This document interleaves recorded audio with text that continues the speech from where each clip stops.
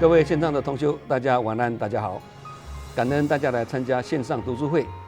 今天晚上我们读书会的主题是心田欠乏水，心地会干旱。我们的心就像一块田地呀，而我们每个人都是心田的农夫啊，每天都要耕种跟照顾这块心田啊，这样田地才不会长出杂草嘛，也才能够种出好的作物出来啊。而只耕田却不播种，那更是空过因缘呐。以心田来讲啊，这块田地是我们起心动念跟播种善恶的地方啊。这块田地如果是荒芜了，那就会杂草丛生，长不出好的作物了啊。这个是在比喻心田如果处在纷乱之中啊，就不能开出智慧的花朵啊。而佛法就好像水一样，能滋润我们干枯的心田啊，让正念萌芽，智慧增长啊。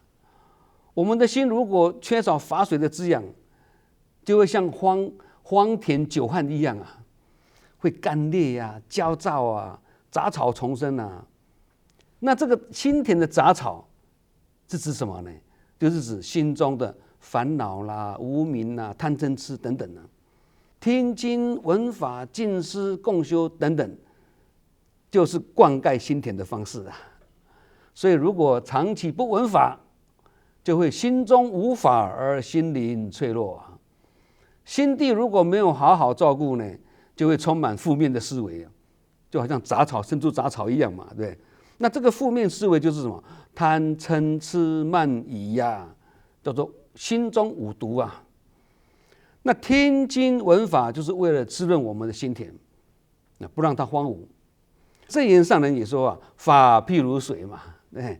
我们常常都会说，哎呀，身体要多喝水，要补水啊。水分不够会造成血液浓稠啊，这样很容易血管阻塞，造成中风。同理，我们的心也是要补水啊，心田欠乏水，容易造成什么？法脉中空。也因此，正言上人才开始说，心田欠乏水，心地会干旱啊。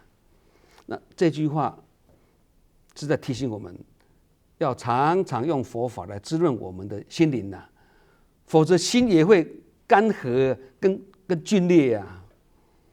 有的人心田很丰富，土质很柔软啊，只要一播下善的种子啊，就能快速萌芽，就会马上发心呐，一样的道理啊。但有时候我们的心因为缺少法水的滋润，而很干、很乱、很烦，甚至无明火一上来，忍功又修得不够，那这个时候呢，很可能就是什么发脾气啦、说重话啦，造成火烧功德林啦。大家应该都有这种惨痛的经验啊。这并不是我们不好啦，而是有时候呢，心田干旱的啦，缺少法水的滋润啦。我们举例来讲，大家一听就更清楚了啊。例如啦，有人面对别人对他的批评、误解、冤枉、侮辱等等啊，他当场不会生气动怒哦，也能够吞下这口气哦。但回家后越想越气，正言上人说，这样也是一种习气，忍气吞声已经是很不简单了。但如果能忍下去，再吞下去，要把它消化掉啊，没有忍的念头，没有说我忍你啊，没有这个念头，那这样的功夫真的是非常了不起啊！我们再举一个例子，一位太太啊，参加完志工活动后回到家，看到家里一团乱，又看到孩子在那边滑手机，又看到先生躺在那边看电视，瞬间的情绪爆发，说话口气就变得很重了嘛。他可能会发牢骚说：“你们都不用帮忙是不是啊？我不是你们请的佣人呢。”说完之后呢，可想而知，家里的气氛一定很僵嘛。那事后他自己反省了，我才做志工回来呢，那为什么这么容易就发火呢？才发现，哎呀，这几天志工活动太多了啦，造成太忙太累，而没时间参加共修或参加读书会，心田已经处在干旱的状态了啦。因为缺少法水滋润，像一块干裂的田地啊，一点火马上就烧起来。那这种例子在我们日常生活中比比皆是哦。心田一旦欠乏水，就容易又干又硬，而造成烦恼啦、嗔怒啦，没办法以柔软心去看人的啦。哦，再举一个例子，有一位中年人呐，因为被公司裁员了，那感觉自己的工作跟生活压力很大，开始对自己失去信心了，认为自己没有什么价值啊，每天愁眉苦脸，怀忧丧志啊。那这个时候脾气当然会变得比较暴躁啊，看什么都会不顺眼啊，甚至觉得啊，我的人生没救了啦。后来一位志工朋友呢，邀请他呢来上线来参加我们这个读书会啊。他说他听到其中一句啊，人生跌入谷底也是好事一桩啊，因为只能往上爬。又听到一句，在自己没有同意之前，没有人可以让我们自卑。再听了一句，心中有佛法，心中就有办法。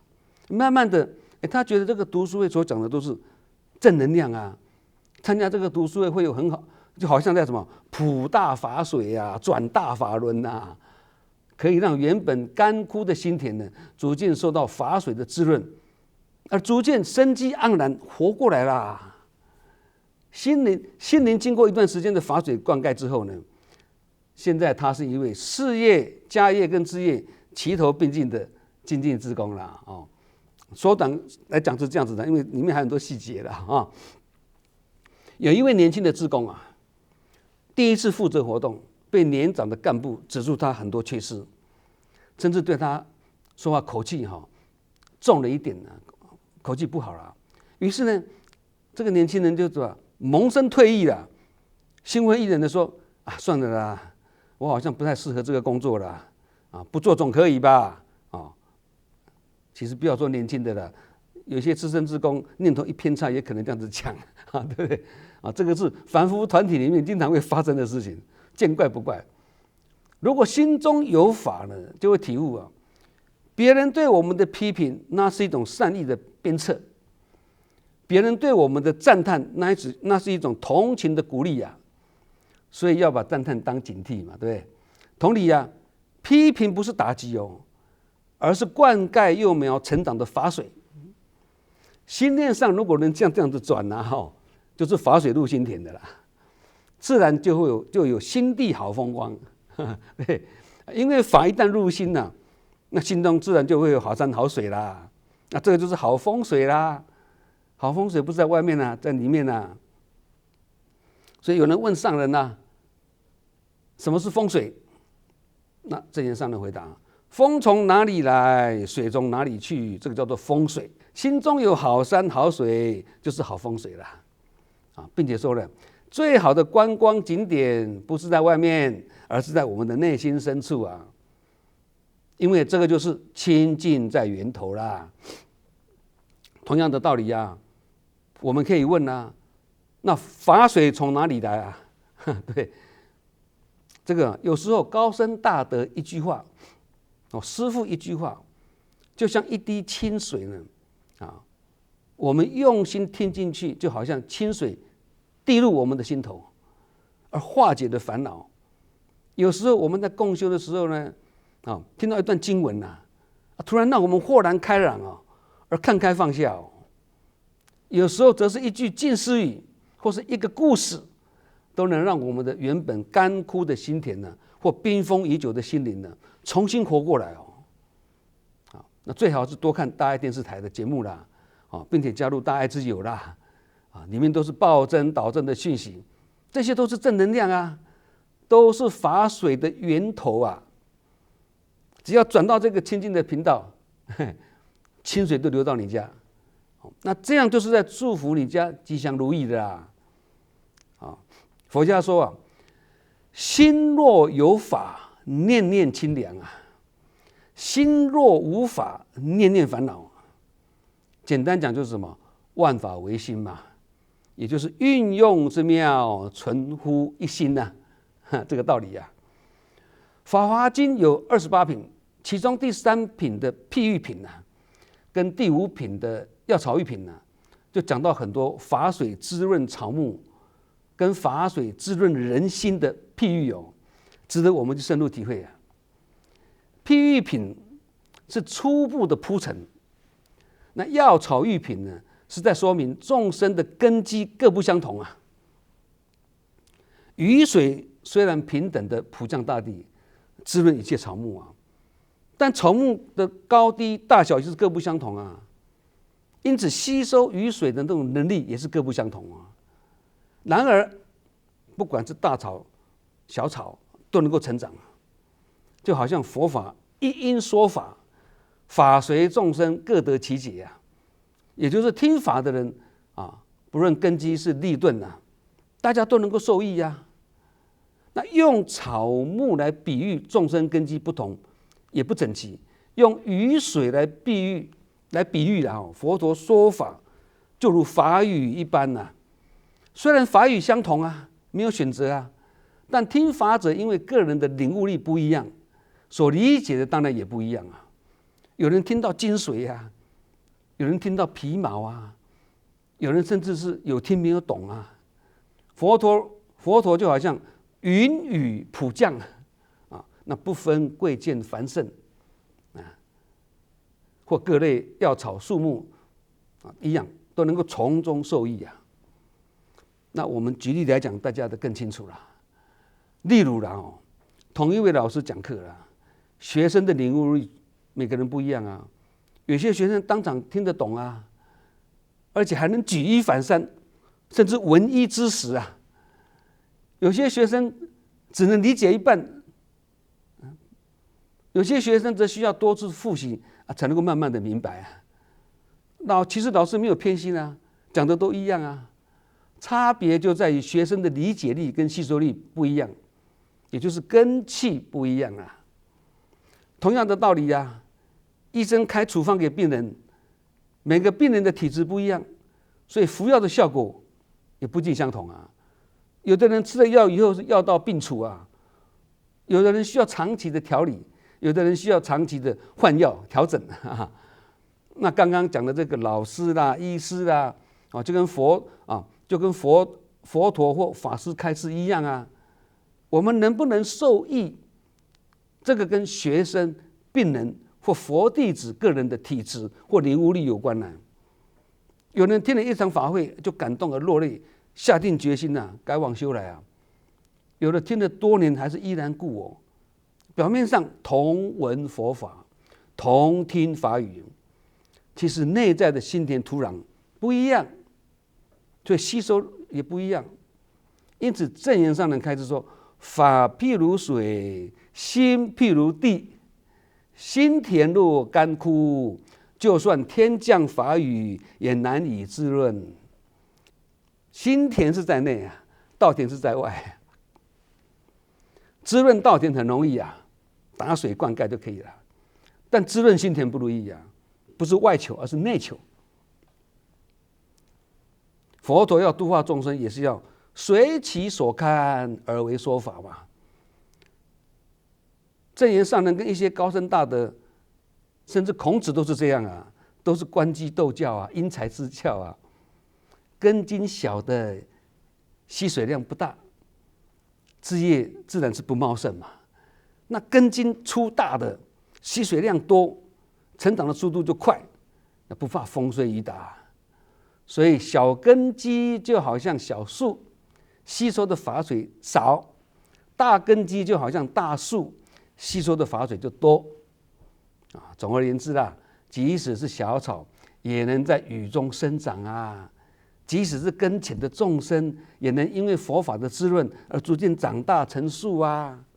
所以药草玉品这一品，是在强调佛性人人具足啊，人人皆可成佛啊。那正言上有一句开示啊，他说：法语普降心田，唯有柔软受教的心，才能吸收法水，增长智慧啊。这样的开示跟药草玉品的精神完全是道道相通啊。佛法虽然无处不在，无人不度，但还是要看我们的根哦，看这个根是否扎得够深啊。我们这个心呐、是否愿意让它柔软呐？不只是慈悲，还要柔软呐。因为慈悲的人不一定柔软呐，柔软的人很容易慈悲啊。这以前我们有讲过了啊。那当年佛陀开讲《法华经》的时候，这5000人离席啊。这些离席的人都是什么？真善慢之人呐、自己以为自己学了很多了，不必再学了。然而留下来继续听法的人，是否跟佛有相应呢？这个也是个疑问哦。留下来这些人里面，可能还是有一些真善慢的人啊，虽然没有马上跟着5000人离开了，但因为还有疑惑跟不信，或者半信半疑呀、到最后也是会选择离开哦。那有些人因为听不懂，慢慢也就离开了啊。读书会也是一样，有些人听了没兴趣，他就离开了嘛，一样的道理嘛。那有些人是越听越欢喜，而继续留下来听，甚至帮佛陀宣扬这个甚深微妙的这个法。同理呢，虽然相信师父了，也追随师父了，不过有没有跟师父相应呢？所作所为有没有跟一圣真实法相应呢？这也是个疑问啊。对，所以学佛者的信根很重要，要信而有根呐。如果是信而无根呐，信得不够深呐，表面上跟着师父，但是没有依教奉行啊，这个也会造成信而未解，就好像浮萍一样啊，随波逐流，无法落地生根啊。所以有时候一棵大树还不如一粒种子哎，一粒种子还可以怎么样？从一生百千万呐。而一棵大树就是那么一棵，大树也比较难移植。那一旦移植了呢，还要看它是不是能够适应新环境呢？一旦适应新环境了，还要多加照顾哦，担心那个树根呐、还没有深入啊，万一大风一来倒下来，会压伤别人呢。这个也是个譬喻哦。譬喻什么？譬喻资深的志工，如果不继续闻法，很可能一旦心田干涸、心地僵硬，就会言行声色伤害到别人呐。这个就是所讲的大风一来的意思了，会压伤别人呐。意思是这样子的哈。佛法不怕众生的烦恼重，再深重的烦恼，佛法都有办法化解。但佛法没有办法化解的是，连自己是处在什么情况都完全不清楚的人，懵懵懂懂、浑浑噩噩啊，完全不了解自己的人。那不了解自己的问题的人，这种人就是所谓的冥顽不灵呐。所以，如果忙着做志工，或忙着做事业或者家业都好了，如果忙到连自己自我检视、反省的时间都没有，那这种忙碌是盲目，反而是一种生活的危机哦。所以要先自我了解，看清自己的问题跟缺点，知道自己几斤几两啦，才知道要选什么法门来修嘛，到哪里去修嘛，怎么修嘛。这就好比自己都不清楚自己身体哪里不舒服，怎么会想到要去看医生啊？那医生如何开药来对症下药呢？不认为是问题，怎么可能想到去解决问题？所以说，先要有能力发现问题，才有能力去解决问题嘛。越有成就的人，越会遭受人家的批评哦。只有那些没有作为的人，才能避免批评啊。果实累累的大树，才会有人拿石头去丢啊。死狗是没有人会去踢的，没有人会踢死狗的。批评别人总比自己去做容易多了。所以，一个真正忙碌的人，他没有时间去批评别人，他没有时间去看别人的缺点，因为他还有比这些更重要的事情要做啊。所以，当一个人的心存邪恶的时候呢，会很容易看见别人的缺点。所以金世宇才说嘛，看别人不顺眼是自己修养有问题嘛，不是吗？而当他看到别人的缺点的时候，也批评别人，也责备别人，那这个时候正是他内心邪恶的表现。所以才说，宁愿做一个尽力做事而被批评的人，不要做一个不会做事只会批评别人的人啊。好，我们今晚读书会心田欠法水，心地会干旱，就分享到这里。我们下周同一时间再见，祝福大家。